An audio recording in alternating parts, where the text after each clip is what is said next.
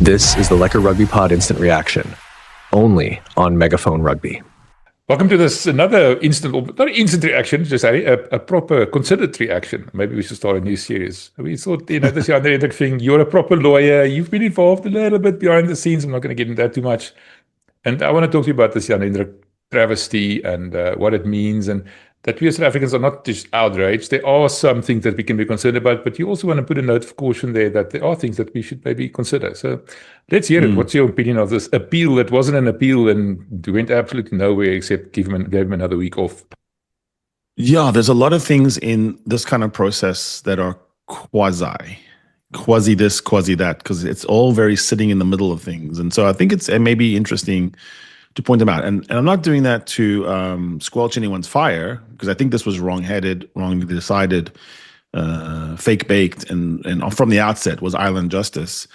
Island, not Ireland. And insular, almost like we're going back to the 1950s when everything was home-cooked, wherever you went, in South Africa, New Zealand. It was all like just ridiculously, obviously, overtly biased.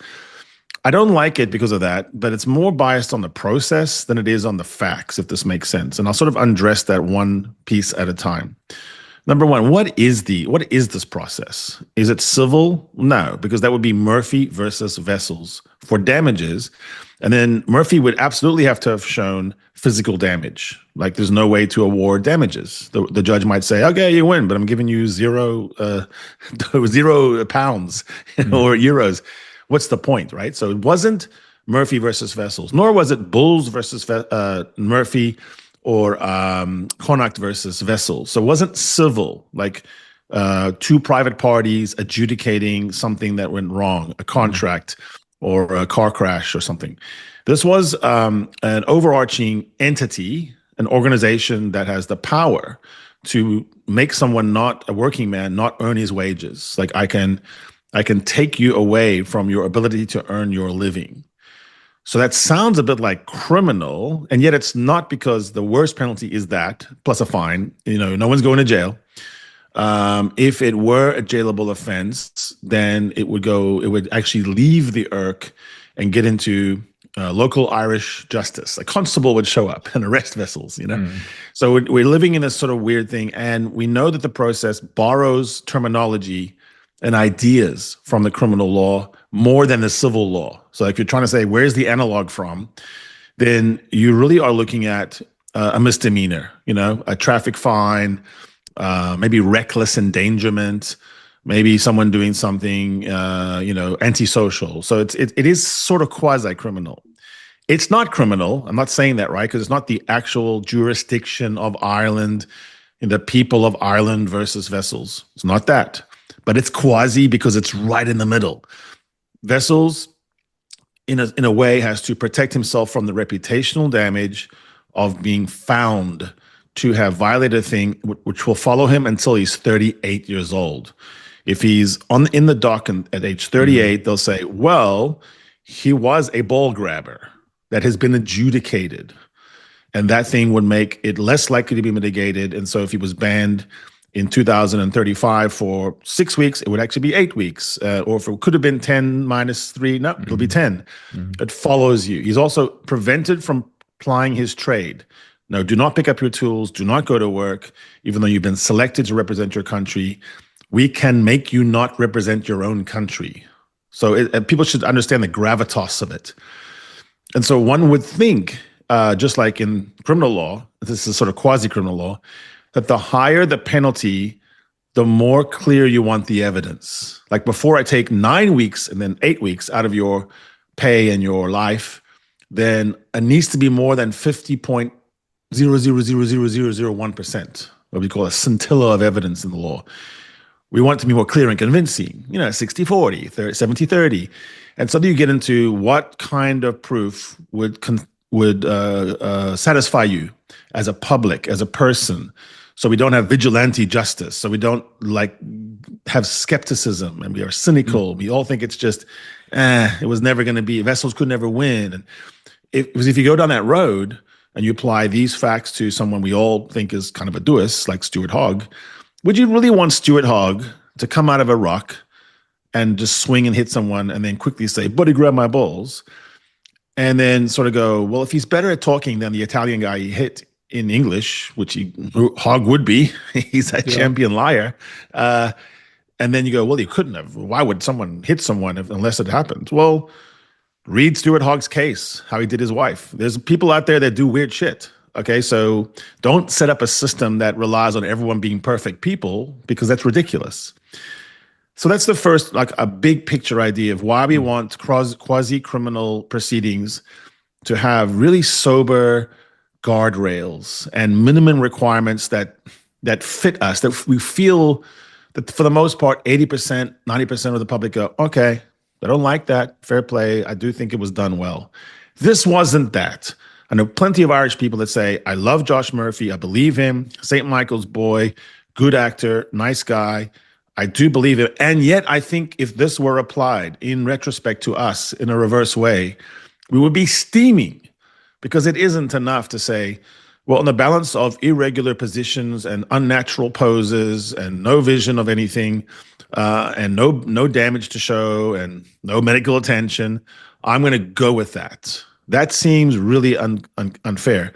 And if you plug into that if someone was a native-born speaker of a different language, then any quasi-criminal or criminal proceedings would demand that that person speak in their first language and be interrogated by someone in that first language, because the nuances matter. If you're going to say, on balance, the denier was a little bit less fluent and eloquent than the medical doctor-trained Josh Murphy from St. Michael's. Big, like, fucking big shit. Like, what? Yeah. Newsflash. Josh Murphy can speak English better than Jan-Hendrik Wessels. Oh, my God. Bloemfontein, come on, man. What a revelation. Yeah. So that's what it came down to. It came down to, we think that Josh Murphy's bullshit was better than Jan-Hendrik Wessels' bullshit. We don't really trust either of them. One's probably embellishing, and one maybe be kind of going, well, maybe I did grab something by mistake. But we just want to go with who's the best talker. Okay, a guy named Murphy in a bar in Ireland going to win that fight every time. Mr. Blarney Stone. So that's what I'm getting from the Irish behind the scenes is, yeah, I do believe that he probably did get hit or touched by someone somewhere, but it could have been a knee. It could have been he was wading through a knock on his knees. It also, plenty of people in South Africa are saying, on balance, if I had to say, if it was like a 50.001 or 50 or 49.99, I'd probably go with something probably happened, but I still don't like the process. And if so many people on both sides of it, and neutrals alike, are saying the process is actually really uncomfortably loose to just have a thing that you say, and not everyone's going to be a medical doctor from St. Michael's. There's going to be some people who are profoundly sketchy and who say, hey, what if I change the whole World Cup by taking someone out early in the tournament? Antoine Dupont, you're out because you didn't speak English as well as, Owen Farrell. So, and I think that's not a right way to go. So I would say the system should be, number one, as the band gets higher, we would classify it almost, we're not out of misdemeanor, and we're more into felony range. And as you get to a higher level, then I want clear and convincing, which we could equate to sort of like compelling evidence. Just like when a TMO can only reverse something on compelling evidence, where it's clear and it's cited, even if you go, I probably could deduce that the ball got down. If I cannot see it, I don't get to wipe it away, then this is it. Oh my God, that lets Jan-Hendrik Wessels get away with something. So who the fuck cares? How many things in rugby get not adjudicated in that? If that match, if we watched it frame by frame by frame, how many bad cleanouts, how many wrestles on the ground and in the dark where you're grabbing who knows what get done? I grab a nose by mistake, or I grow the backside, your backside by mistake. I check your oil by mistake. There's all kinds of things that happen in rock, guys. If you played rugby, and when you're cleaning, you're necessarily aiming for the middle of the body. You have to. If you're Jan-Hendrik Wessels, and his story was, my leg was trapped and I was trying to free it. There's only one way to do that. You're going to use our thumbs and our fingers, our digits. We are going to use that. Our opposing thumbs are going to grab something and pull something. We might think it's our hamstring, our knee. It might be our sock. It might be something else. So this is where I think we have gotten really far away. World Rugby, I beseeched them to get involved. purely on the issue of, do you want this to be the way we decide the World Cup? Our shop window to the world, when millions and millions of people who never watch rugby are, and let's say this exact thing happens, and most people who are outside rugby would go, that is a very weird way to ban someone for an entire tournament. Do we want that to be the way? And what I got, and I'll just say, this is exactly what I've been told. You always see that, but we're not going to let that be precedent. So that's hypocrisy. In a way, we're saying this is probably not going to be replicated because the next time this comes along, we're not going to fall for this bullshit. Then stand up in this one and tell the IRC, you are little brother, we're World Rugby, and we have more on the line. We make all our money for all of rugby, including Wales, from the World Cups. Don't spoil it by saying we have to find someone. Look, sometimes just like in tragedies in life, you know something may have happened and it may have been caused by someone, maybe intentionally, and you just say bad things happened and no one's adjudicated to be the bad guy. That's what I think should have happened here. Murphy's at fault for coming in and trying to hang Wessels by saying 5 seconds, busted back to 3 seconds. No one dings him for an obvious falsehood. Wessels is at fault for probably not formulating a strategy that would allow his team to clear him quicker. And I always said the accidental touch is probably the way to go there. Even if you didn't think you did it, that is the way to go. Bulls having adequate legal counsel on the ground retained in Galway, for fuck's sake. Don't even go Dublin. Get someone who's a Galwegian from the West with exactly the right thing. Or maybe you have a situation where you have a panel and they're ready to go. Maybe it's a Welshman. Maybe it's someone who sings with the lilt of the valleys from the same panel. Maybe a great lawyer, knows the judge. A good lawyer knows the law. I get someone who knows the people and says, from my heart, if we go this way, we've lost too much. We've made it a star chamber. It's going to rely on independent eyewitness testimony by the commissioner, who shouldn't be the one deciding before he even gets into the commissioner panel that he thinks something must have happened, because why would a good boy like Murphy say if it didn't? We had 100 years of rugby, 140 years of rugby.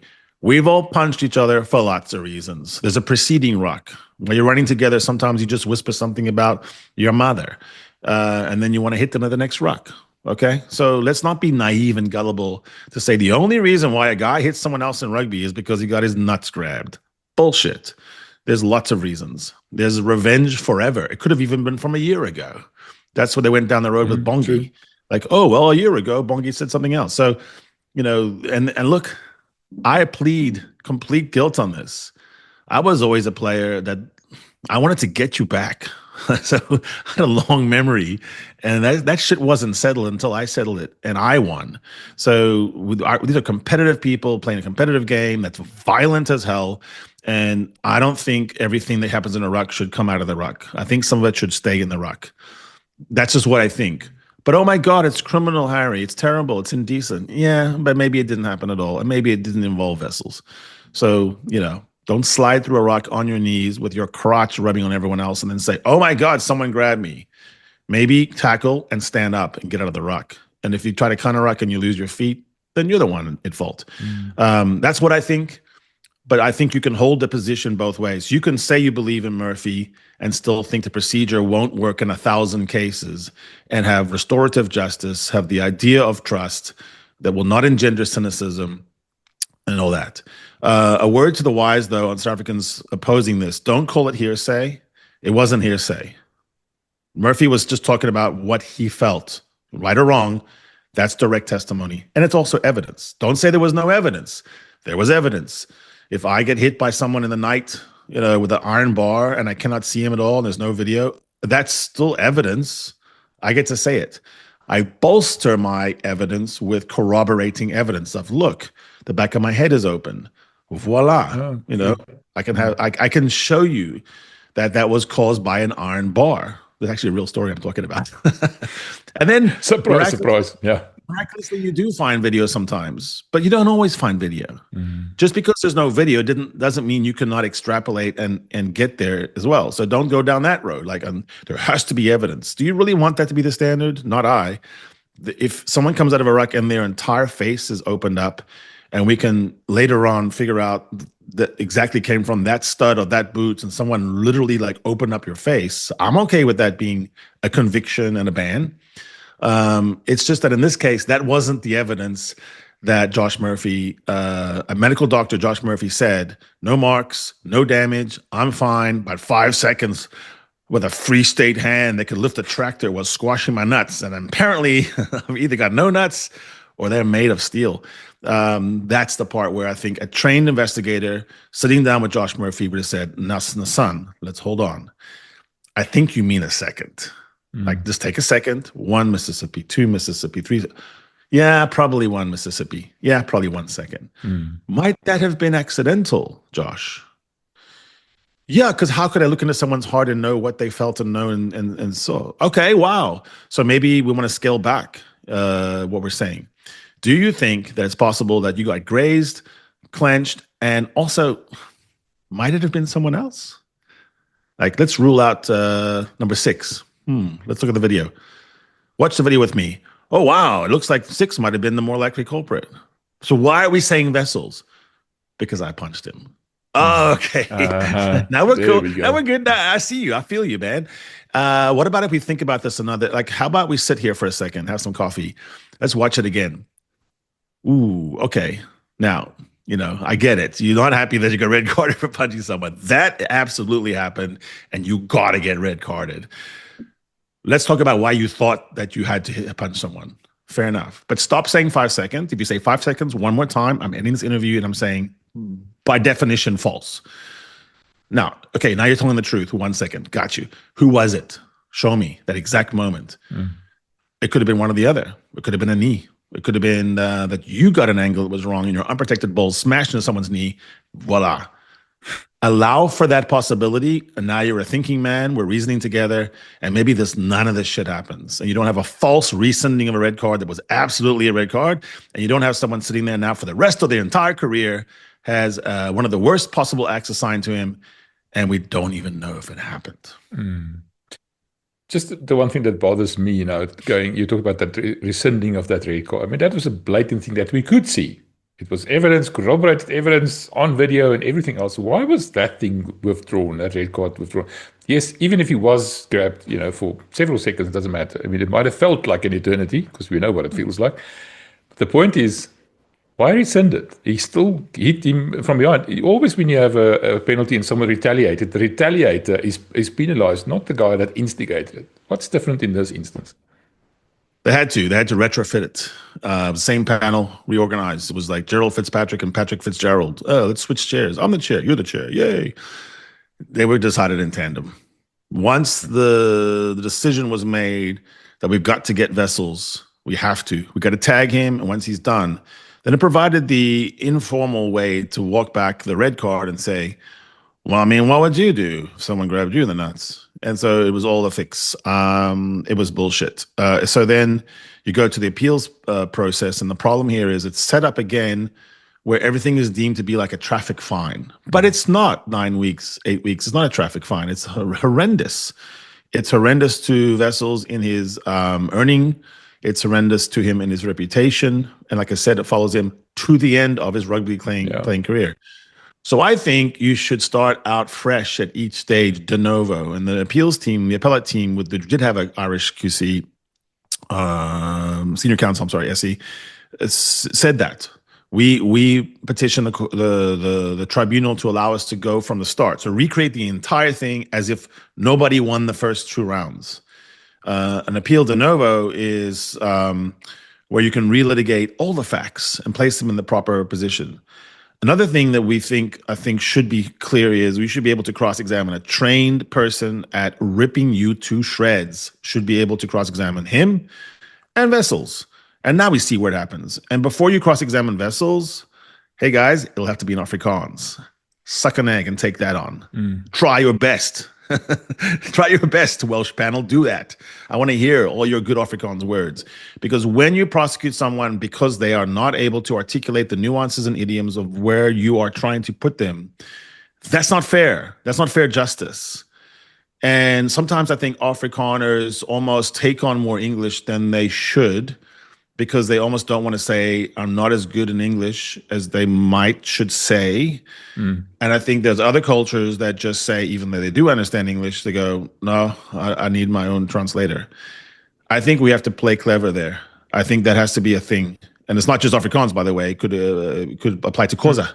It could apply to people who this is their third language, English. And I think that's the problem. I also think that ERC needs to get out of its legacy roots as a Celtic league, Celtic league for the Celts, and everyone else is an interloper, just a temporary visitor. And I think we are fully fledged members. Oh. We own a share, and we need to kick some tables and punch holes in walls to get what we need here, which is a proper tribunal that unites different. I don't want 3 Welshmen on a panel sitting together. I don't want 3 Scots. Let's have some representation, a jury of your peers, if you will. And this, if you're going to trust people to be siding commissioners, let them not be dumbass, naive people that think that someone saying something 500% longer in time than it could possibly have been is not significant. It would be significant in any crime investigation if someone, even if they were hurt and could show it, their story is 500% too long, 500% too grievous, 500% wrong in time. You would have to go, well, why would that be? And the motive is obvious, which is, I don't like being red carded, and I want to make sure that I wasn't wrong. And it's more important for me to be right than I care about how wrong the process is. And so now we got a bent process. And the World Rugby is going to say that, there was an outlier, a unicorn. No need to sit there and look at that. The next time it comes up, they'll just say, we're distinguishing that because whatever they come up with. And it won't be the precedent. And that makes a fool of the law. That means that we all start to think it's situational. It's just whatever you want. It's arbitrary. It's whimsical. It's capricious. Nobody likes that kind of law. It always feels like you're getting done. Wrong for thee, but not for me. So hopefully better heads will prevail. Lastly, before just want to what next? How can Jan-Hendrik fight back, or should he just sit back and accept it now? So thank you for the 8 weeks rather than the 9 weeks. Can he go to court? A civil court, and whatever. Is there a way out of this? Is it simply a matter of take it on the chin and move on? Well, they always try to make a deal with you, but the deal is always like you have to accept full guilt, and then it'll be busted down in 2 or 3 weeks. So obviously that's something he had to weigh. I think it's good that he fought it and said no. If he believed he was innocent and he did not recall any such grabbing motion of anyone else's body part, he absolutely should have not taken any deal on offer, and he should absolutely have done this thing. They made the right arguments about time, about shaky stories, changing narratives, and the paucity of evidence.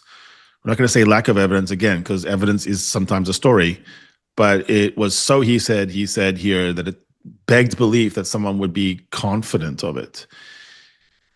So Wessels and the club itself, because the club is also now an injured victim, because they've lost the services of a valuable employee, and Saru as well. You can file a case in common court in Dublin, for example.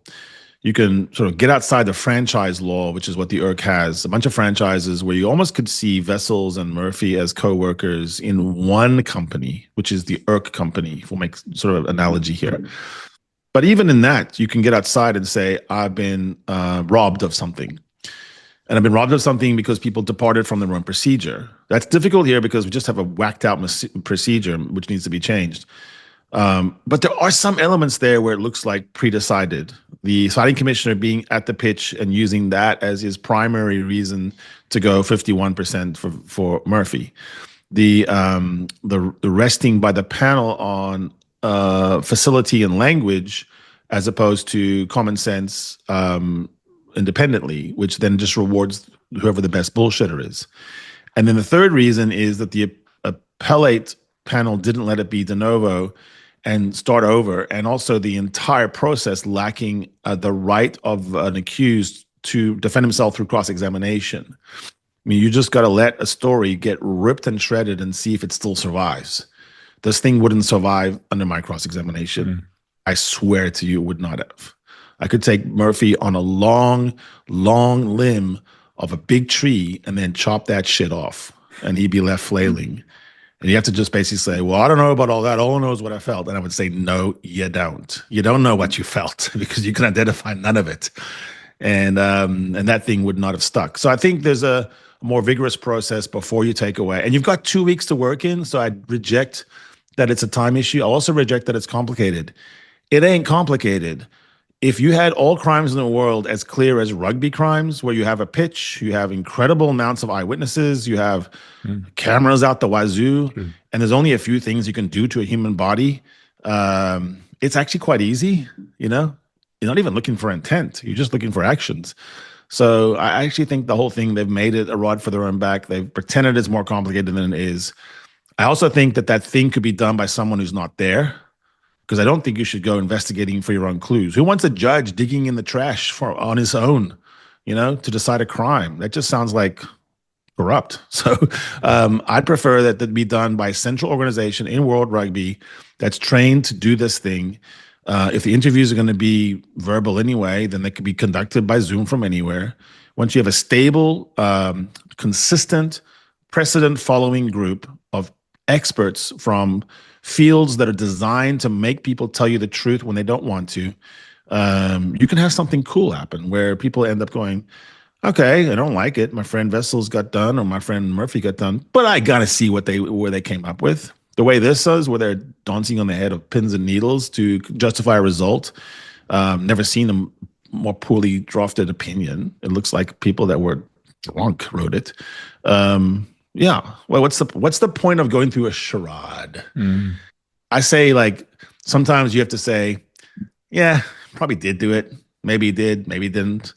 But I'm not going into severe punishment on that basis. Nah, don't do that. You're making a mockery of these proceedings. Gary, thanks for that. A considered objective perspective. I think that's what we needed. All the inflammatory statements and, righteous indignation from both sides of the aisle. This is a good one. Thank you. Appreciate it. This is the Lekker Rugby Pod, only on Megaphone Rugby.